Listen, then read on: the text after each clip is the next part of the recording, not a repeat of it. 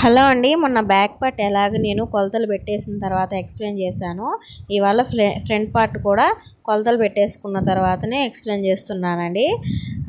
కావాలనుకున్న వాళ్ళు చూడండి, ఎక్కడ వీడియో స్కిప్ చేయొద్దు. ఫ్రంట్ పార్ట్ చాలా ఈజీ అండి. బ్యాక్ పార్ట్ కట్ చేసేసుకున్న తర్వాత ఫ్రంట్ పార్ట్ని బ్యాక్ పార్ట్ ఎలా ఉందో యాజ్ ఇట్ ఈజ్ అలానే కొలతలన్నీ గీసేసుకోవాలి.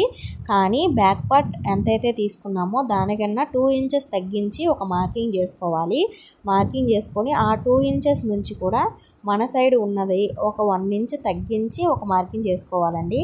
మార్కింగ్ చేసుకొని పైన 1 ఇంచ్ అంటే ఇక్కడ మనం 1 ఇంచ్ పైన మార్కింగ్ చేసాం కదా, దాన్ని అక్కడ వదిలేయండి.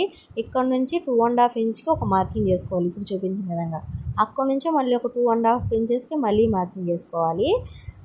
ఫ్రంట్ పార్ట్ లూజ్ అంటే ఉంటుంది కదా పొడవు, దానికోసం వచ్చి మన పైన నుంచి షోల్డర్ దగ్గర నుంచి ఒక 1/2 ఇంచ్ కిందకి డ్రా చేసుకోవాలి. అదే అండి నేను ఇప్పుడు డ్రా చేసింది.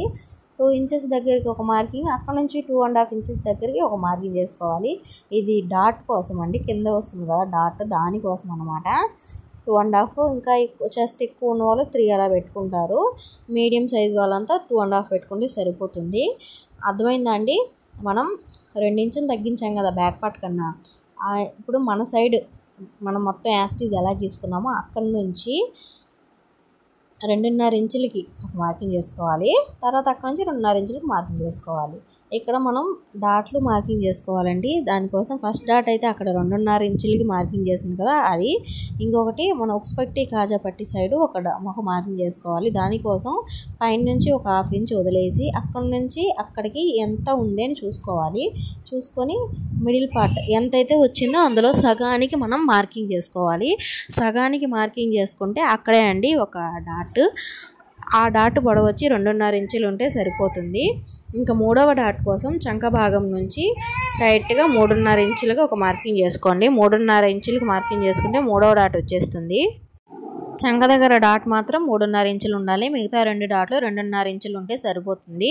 మనకి పర్ఫెక్ట్గా షేప్ అయితే వస్తుందండి.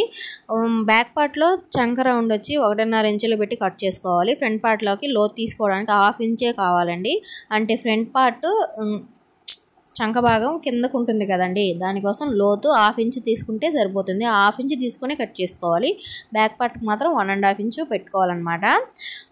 బ్యాక్ పార్ట్ కన్నా ఫ్రంట్ పార్ట్ అవతల మనం ఖర్చులు వదులుతాం కదా, ఇంకొంచెం ఒక 1 పాయింట్ ఎక్స్ట్రా ఖర్చు వదులుకోవాలి. ఎందుకంటే ఇక్కడ మన ఫ్రంట్ పార్ట్లో డాట్లు కుట్టినప్పుడు ఆటోమేటిక్గా ఫ్రంట్ పార్ట్ తగ్గిపోతుంది. అందుకోసమని 1 ఇంచ్ ఎక్స్ట్రా పెట్టుకోవాలి.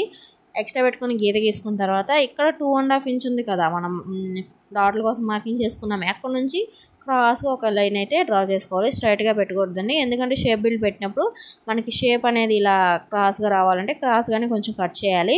స్ట్రైట్గా కట్ చేసామనుకో ముసలి వాళ్ళ బ్లౌజుల్లాగా ఉంటాయండి. బ్లౌజ్ అర్థం అవ్వకపోతే నేను ఇంకొక వీడియోలో నేను ట్రై చేస్తానండి, ఎవరినైనా పెట్టి నేను ఎక్స్ప్లెయిన్ చేస్తూ వీడియో తీస్తాను.